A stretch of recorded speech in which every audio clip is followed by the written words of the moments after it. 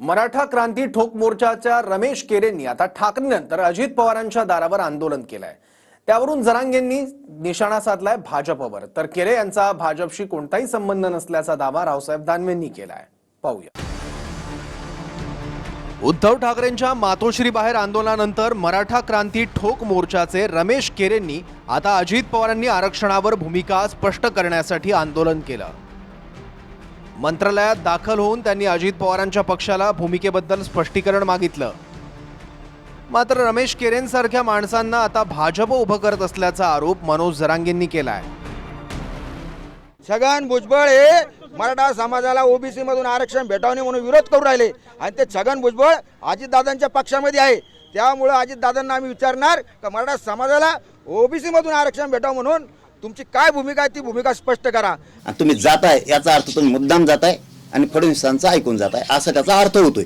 तुमच्यावर आरोप आमचा नाही, पण त्याचा अर्थ तसा होतोय की तुम्ही फडणवीसांचं ऐकून, दरेकरांचं ऐकून मराठ्यांचं आंदोलन चिघळण्यासाठी तिथं जाता, याचा अर्थ असा होतोय।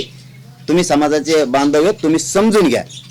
तरी परत परत तुम्ही करत राहिलात तर समाज तुम्हाला उत्तर 100% देणार आहे। मग समाज मलाच काय कोणाला सोडणार नाही। मग भाजपचा या पार्टी म्हणून या आरक्षणात, कालच्या मोर्चाच्या आरक्षणात काहीही संबंध नाही। एखादा मराठा समाजाचा कार्यकर्ता तो कोणत्याही राजकीय पक्षाचा असला तर आपण आत्ता जे काही राज्यामध्ये गेले 8-9 महिने आरक्षण चालू आहे त्याच्यामध्ये सगळ्या राजकीय पक्षाचे कार्यकर्ते होते, तेही पदाधिकारी होते, पक्षाचे अध्यक्ष होते।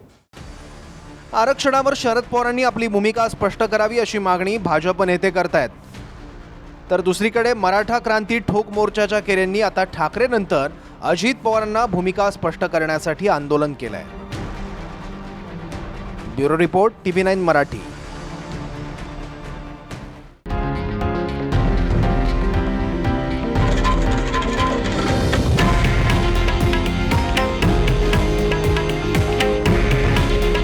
हे आहे देशातील नंबर 1 न्यूज नेटवर्क आणि आपण पाहत आहात TV9 मराठी। काळजी तुमची, हित महाराष्ट्राचं।